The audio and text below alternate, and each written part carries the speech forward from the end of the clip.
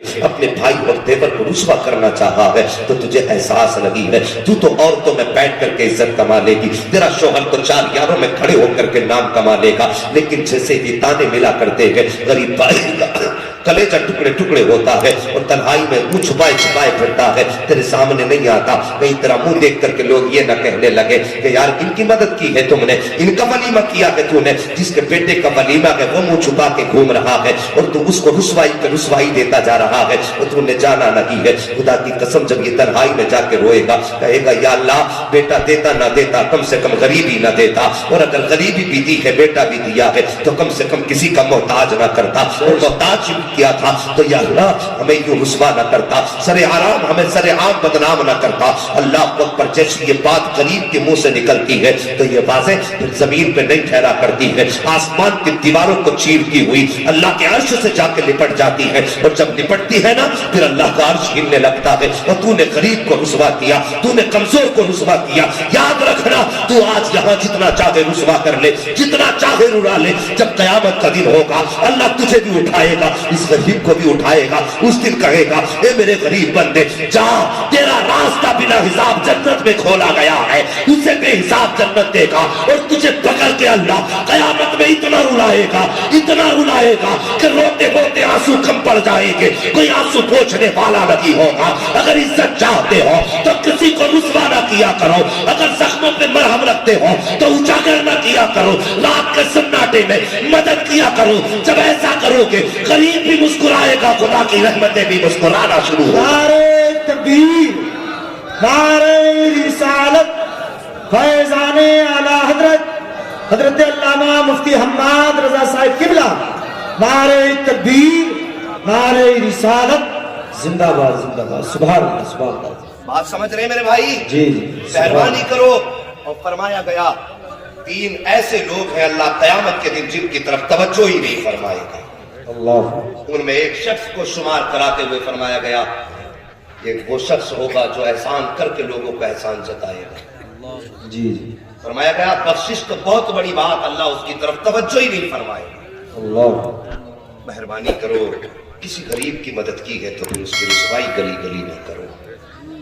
کسی کو تم نے کچھ دیا ہے تو 4 لوگوں میں بیٹھ کر کے اس کی گردن شرم سے نہ جھکاؤ۔ جی جی، ہمارے بزرگوں کے طریقے یہ تھے کہ جب کسی کو قرضہ بھی دے دیا کرتے تھے نا، قرضہ بھی دیتے تھے تو پھر کئی دن تک اس کی گلی سے نہیں گزرا کرتے تھے۔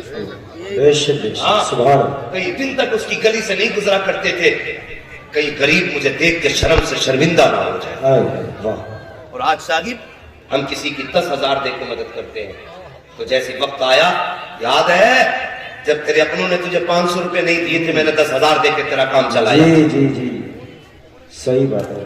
اب تو ہمارا خیال رکھنا، ہم نے تمہارا خیال رکھا تھا۔ نبی کی زندگی سے سیکھ پیارے کہ زندگی کیسے گزارنی ہے۔ اللہ اکبر، میرے سرکار کی بہن ہے، نام حضرت شیما ہے، قبیلے بنو سعد میں جب سرکار حضرت حلیمہ سعدیہ کی گود میں پرورش پا رہے تھے اس وقت حضرت شیما میرے سرکار کو گود میں لے کر کے جھولا جھلایا کرتی تھی۔ اللہ اکبر، میرے سرکار نے جوانی کی دہلیز پہ قدم رکھا، حضرت حلیمہ سعدیہ کا وصال ہوا، حضرت شیما نے دیکھو عروج پایا، آپ کا نکاح ہوا، دوسرے قبیلے میں چلی گئی، قبیلے حنین میں جب گئی ہے، جنگ حنین جب ہوئی وہاں سے کچھ قیدی گرفتار کر کے لائے گئے۔ آقا کریم نے اعلان فرما دیا کہ جو اپنے قیدیوں کو چھڑانا چاہتا ہے وہ ان کا فدیہ دے، ان کے بدلے میں پیسہ دے، اپنے اپنے قیدی چھڑا کے لے جائے۔ اللہ اکبر، حضرت شیما کے خاندان میں بھی، اس قبیلے میں بھی چندہ ہونے لگا، لوگ چندہ کرتے کرتے حضرت شیما کے دروازے تک آئے اور آ کے کہنے لگے شیما چندہ چاہیے۔ آپ نے فرمایا کس چیز کا چندہ؟ کہا سنا ہے کہ محمد نے ہمارے کچھ لوگ قید کر لیے ہیں، ان کو آزاد کرانے کے لیے جانا ہے۔ جیسی لفظ محمد حضرت شیما کے کان میں آواز آئی ہے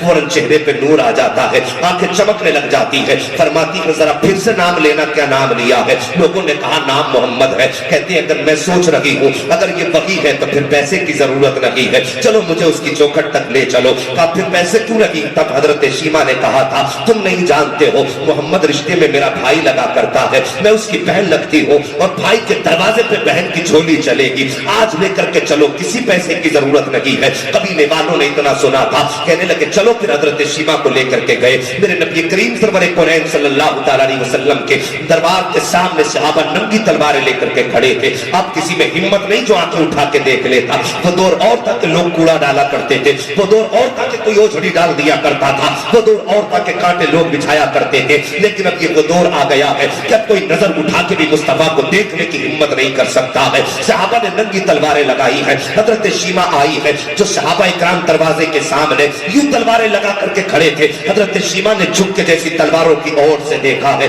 मेरे सरकार का नूरानी चेहरा नजर आ जाता है। जैसे नूरानी चेहरा नजर आया है फौरन खुशी से उछलने लग जाती है और कहती वाह मेरा मोहम्मद मेरा भाई है, वो मोहम्मद मेरा भाई है। जैसी उछल के कहा था सहाबा कहते खातून की क्या कर रही हो, देहाती औरत क्या बात है? कहा जाओ उनसे जाके कह दो उनकी बहन उनसे मिलने के लिए आई है। एक सहाबी अंदर गए, सरकार एक देहाती औरत है, आप अपने आप को आपकी बहन बता रही है। मेरे नबी फरमाते जाओ कोई निशानी पूछ करके आओ। वह सहाबी आए, कहते कोई निशानी है? उसने अपना आस्तीन ऊपर की और कहने लगी लो जाओ जाके कह देना और उनसे पूछना जो दांत बचपन में मेरे बाजू में लगाए थे आज तक मैंने उनका निशान मिटने नहीं दिया है। और जवानों ये बहनें हुआ करती है जो भाइयों की निशानियों को संभाल के रखा करती है। अगर यकीन ना हो तो आजमा के देख लेना। तुम अपनी बीवी के लिए 1800 रुपए का सूट लेकर के आओ, उसे हाथ में लेके कहती है कि ये मिला है तुम्हें मार्केट में, मुझे तो इससे भी ज्यादा कीमती था। और कभी 50 रुपए का दुपट्टा बहन के दरवाजे पे लेके जाकर के देख लेना। जैसे तू 50 रुपए का दुपट्टा लेकर के जाएगा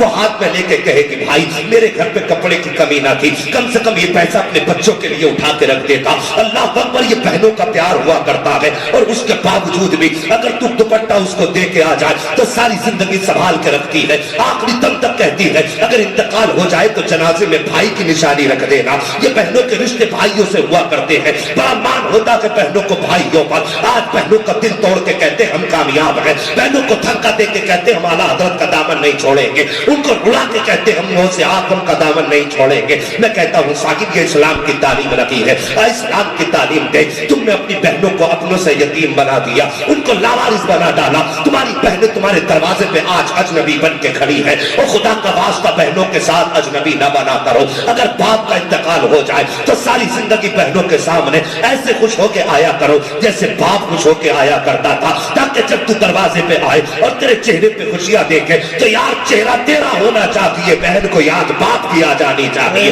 तब मजे की जिंदगी गुजरा करती है। वो साहिब जरा तवज्जो से सुनना बात मेरे सरकार से मेरे कुरैन सल्लल्लाहु तआला अलैहि वसल्लम से सहाबी ने कहा था आका, वो कह रही थे कि मेरे बाजू में उनके दांत बचपन में लगे थे, आज तक मैंने उनका निशान मिटने नहीं दिया है।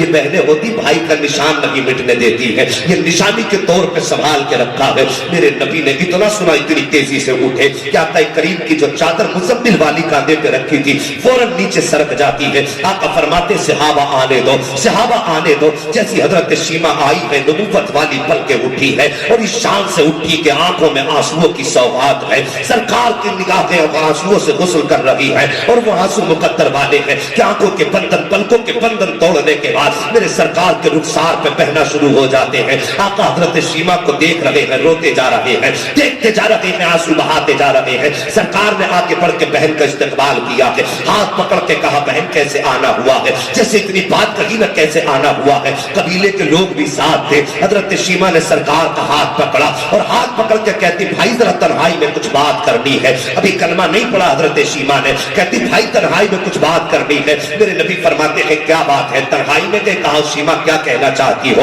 अब बहन के जुमले सुनना। हजरत शीमा कहती है या रसूल अल्लाह, मैंने अपने कबीले वालों से कहा था कि चंदे की जरूरत नहीं है, मोहम्मद की चौखट पे ले चलो, मैं फ्री में तुम्हारे कैदी आजाद करा के लाऊंगी। इतना कहने के बाद हजरत शीमा ने यूं दामन फैलाया था और कहती भाई आज बहन की झोली की लाज रख लेना, अगर खाली लौट गई तो बहन रुसवा हो जाएगी। इतना मेरे नबी ने सुना है, दामन छुड़ाया है और हाथ पकड़ा हजरत शीमा का। कहते बहन सौदा यहाँ नहीं होगा, और सौदा वहां होगा जहां तेरे कबीले वाले होंगे। सरकार बहन का हाथ पकड़ के लाए हैं और अपनी मुज़म्मिल वाली चादर मेरे नबी ने जमीन पे बिछाई है और बिछाने के बाद फरमाते शीमा इस पे बैठ जाओ। बहन को बिठाया है और बिठाने के बाद कहते बहन अब मान क्या मांगना चाहती है? इतनी बात हजरत शीमा ने सुनी है, कहती मैं अपने कुछ कैदी छुड़ाने के लिए आई हूँ। सरकार ने वो कैदी गुलामों के तौर पर सहाबा में तकसीम फरमा दिए थे। जैसे शीमा ने कहा था मैं अपने कैदियों को लेने आई हूँ, मेरे नबी ने सहाबा की तरफ देखा, फरमाते सहाबा अगर मशवरा ना करूं तो तुम्हें कोई तकलीफ, अगर तुमसे गुलाम ले लूं तो कोई तकलीफ। सहाबा कहते हैं या रसूल अल्लाह ये तो गुलाम की बात है, अगर कहेंगे तो हंसते हंसते सर कटा देंगे, उफ ना करेंगे। मेरे नबी फरमाते हैं फिर जल्दी करो, मेरी बहन के कबीले के सारे कैदी लाके इसके कदमों पे डाल दो। सारी कैदी लाके कदमों पे डाले गए हैं। उसके बाद फरमाया बिलाल मेरे घर चले जाओ, 2000 दिरहम रखे हुए हैं, वो सब लगा करके बहन की झोली में डाले हैं। फिर फरमाया बिलाल तुम वजीर खजाना हो, तुम्हारे पास एक हरीर की चादर रखी हुई है जो यमन के बादशाह ने भेजी है, वो लाके मेरी बहन के सर पे रख दो। अल्लाह अकबर, ये सब कुछ दिया है सरकार ने। और देने के बाद जब बहन जाने लगी, आका करीम रोते जा रहे हैं, पीछे पीछे चलते जा रहे हैं। फरमाते हैं शीमा आज तो तुझे आने की जरूरत पड़ी, ए मेरी बहन आज के बाद कभी जरूरत पड़ जाए तो आने की जहमत मत करना, खबर भेज देना, तेरा भाई तेरे दरवाजे पे चल के हाजिर हो जाए।